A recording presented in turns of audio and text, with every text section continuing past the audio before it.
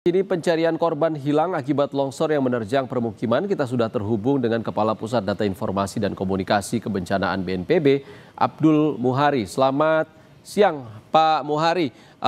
Kabarnya ada 3 korban meninggal yang sudah ditemukan dan 20 yang dinyatakan masih hilang. Apakah data ini sudah terverifikasi, Pak?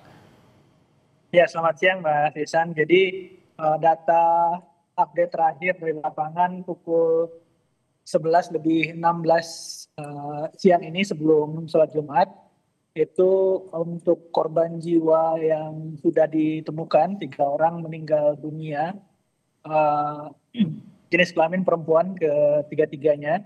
Dan seperti tadi disampaikan oleh Basarnas, ada 2 sektor pencarian, satu di dusun Tarukahan dan satu lagi di dusun Cibuyut.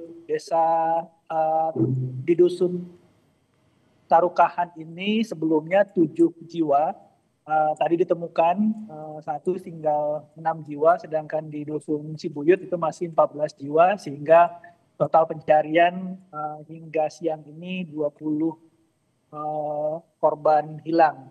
Ini semuanya untuk identitas kita sudah kantongi, artinya posisi rumah korban dan identitas korban sudah dikantongi oleh tim SAR, sehingga upaya pencarian bisa lebih terlokalisir, dan pengerahan personil, alat perangkat juga bisa lebih terfokus.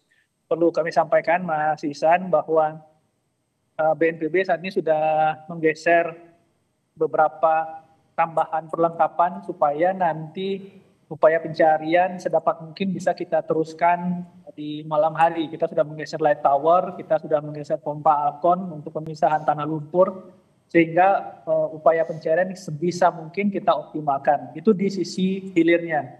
Di sisi hulunya, untuk mengurangi intensitas potensi hujan yang masih ada, karena menurut BMKG potensi cuaca ekstrim masih sampai di akhir minggu bahkan awal minggu depan. Itu saat ini kita sudah mengoperasikan 1 tambahan pesawat modifikasi cuaca yang sebelumnya beroperasi di Jawa Barat. Nanti sore akan kita geser ke Jawa Tengah supaya nanti pekerjaan dari teman-teman tim SAR di lapangan ini tidak terganggu oleh hujan, karena informasinya posisi tanah pun masih labil, masih ada pergerakan tanah di beberapa titik. Nah, kita khawatirkan kalau ini terjadi dan kalau hujan masih turun, ini akan membahayakan bagi personil sendiri. Jadi kita coba dari hulu ke hilir, dari hulunya kita kurangi intensitas hujannya supaya lebih optimal, dari hilirnya semua alat perangkat untuk bisa optimal hingga pencarian malam hari saat ini sudah mulai bergerak ke lokasi, Mas Ihsan. Ya, Pak Muhari, ada berapa personel yang sudah dikerahkan hingga saat ini, Pak? Dari informasi yang kami dapatkan, total personil gabungan tidak kurang dari 200 orang. Ditambah alat berat dari BPWS, Kementerian PU, 1 alat berat sudah beroperasi, dan beberapa unit lagi sedang digeser ke lapangan. Tidak hanya alat berat, tetapi juga perlengkapan personil individu pun ini sedang kita tambah. BNPB sedang bergeser on the way ke lokasi, sehingga kita harapkan benar-benar bisa optimal di lapangan. Oke, Pak Muhari, tadi ada mengatakan BMKG memprediksi masih ada hujan yang cukup lebat beberapa hari ke depan dan juga tanah ini juga masih labil. Apakah ada penggunaan alat khusus ataupun sensor yang akan memudahkan tim untuk mencari korban, Pak? BNPB juga saat ini sedang menggeser 1 unit drone thermal, tapi nanti memang kita akan lihat efektivitasnya, karena akan sangat bergantung pada ketebalan atau kedalaman posisi korban nantinya, tapi upaya itu juga akan kita lakukan. Satu hal lagi, Mas Ihsan, bahwa ada 12 rumah yang saat ini sudah terdata rusak, hancur terdampak tanah longsor, dan ada 16 rumah yang berpotensi terdampak. Jadi masih ada 16 rumah lagi yang berada di kawasan longsor tersebut, yang juga penghuninya tidak bisa terus tinggal di rumah tersebut untuk sementara waktu. Nah, untuk antisipasi dari warga terdampak yang saat ini tidak memiliki tempat tinggal, BNPB juga sudah menyiapkan alat dan kesiapan prasarana untuk membangun hunian sementara.